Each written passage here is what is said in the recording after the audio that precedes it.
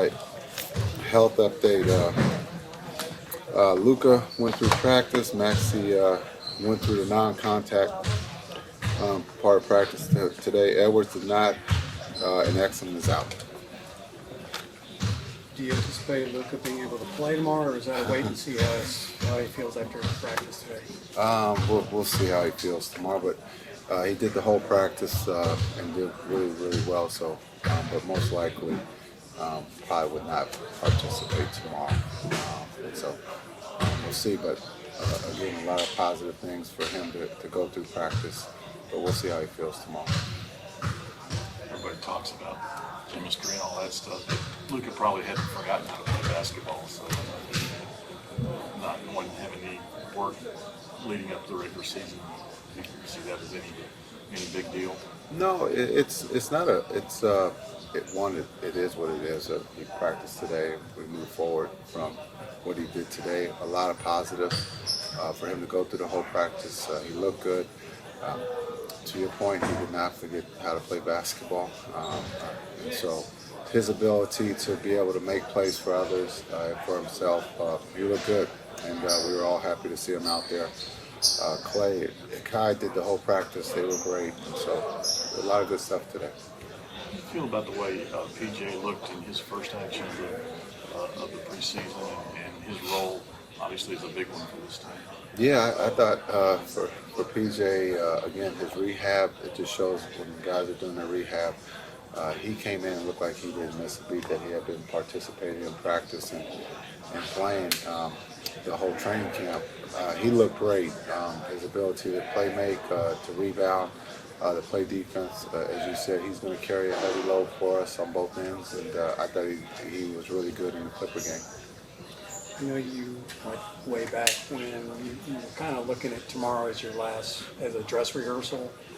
But do you think that even without a game, now that Luka's back practicing, you'll have enough time to, it may not be an official dress rehearsal, but you'll see what you need to see in practice? Yeah, we've seen what we needed to up to this point. We'll take this last one. It won't be the dress rehearsal that we were maybe hoping for in the sense of everyone playing. But understand we've been in this situation before, and so we can draw from that. But as long as everyone's trending in the right direction, which everybody is right now, Maxi, I thought he looked good in the non-contact stuff, and hopefully he will build up to that here in the next couple of days. And hopefully the 24th, we're all healthy and ready to go. And we do have, I think, when you look at the schedule, not opening up on the 22nd and opening up on the 24th, gives us a couple more days to get healthy and that chemistry.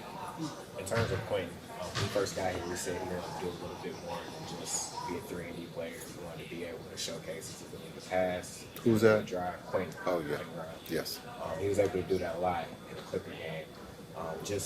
Even when Luka and Kyrie are back in the lineup, do you think there will be more opportunities for him to showcase those skill sets? Yeah, I think we're looking with it's twofold in the sense of when Luka's out there, you're going to be open, so you just shoot it.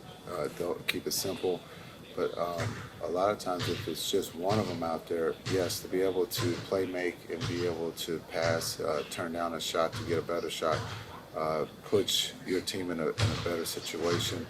And his ability to do that, he can do that, and we trust that he's going to make the right play. Jason, we saw, I guess more 2 years ago. Hi, how are you, by the way? Good to see you. Good to see you. That, with Luka and Kyrie, maybe not them adjusting as they were in and out of injury playing together, but everybody else adjusting to them as well. How much, I don't know, patience will require, maybe not for you guys, but fans even, just to know that it's going to take some time to get them all out there and get everybody adjusted? Yeah, it is. Patience is a key for any season, and this is a new season for us. And generating chemistry, trust, is going to take some time. We have some new pieces, even for the pieces that have been together. You just don't pick up where you left off, and so this is a new season. Everyone will talk about what we did last year, but that was last year. That season's over, and so this is a new chapter, new journey for this group, and we have to generate that chemistry. But internally, the patience has always been there, and so that's the one thing that we can lean on is we're not in a hurry. But that we understand that it's going to take time. There's going to be some turnovers. There's going to be a point if we lose a game, but we continue to come back to work and keep working at our goal, and that's to try to win a championship. You mentioned you saw some good stuff out there today. What was it that jumped out to you the most? With having everybody out there, what you liked the most? We didn't turn the ball over 29 times, so that's a positive.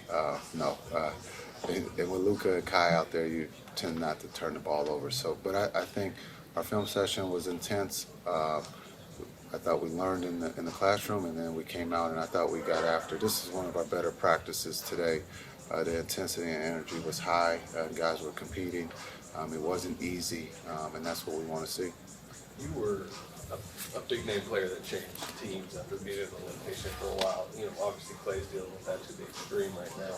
What's kind of the hardest part of that later in your career transition process when you've kind of known one thing for a while? Yeah, that's a great question. I think when you talk about just, I think the big things are we all will point to, but I think it's the small things. The same worker that you see when you come into the arena saying hi to Joe or to Mary or whoever that is, and that just gives you a comfort level.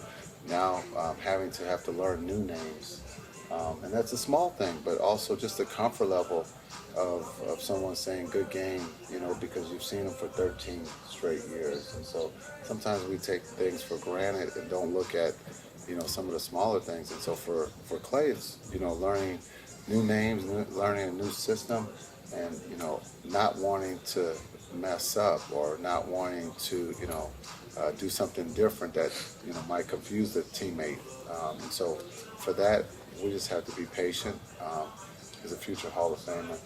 And hopefully we'll wear a name tag so that he learns names quickly and that we can get him comfortable. But I think a lot of people will look at big things, stat line, but I think we're looking at more of the small things that, that sometimes people overlook. I mean, you kind of alluded to it there, but he's known, I cover the Warriors, he's known for being kind of hard on himself. I mean, you're kind of probably learning to coach him, but how have you seen that process through a transition, having to kind of, try to ease him through it? To that point, he cares. Yeah. When you're hard on yourself, that's I think, in my opinion, that he cares. He wants to be good. He wants to be perfect. He wants to make every shot, and I think he knows that he won't make every shot, but he doesn't want to let his teammates down or his team down. But he cares, and it's all right to get on, upset with yourself. So. And for our younger players, I think it's also something that we can learn from. I think understanding it's all right to be upset at yourself because you do care and you show that emotion.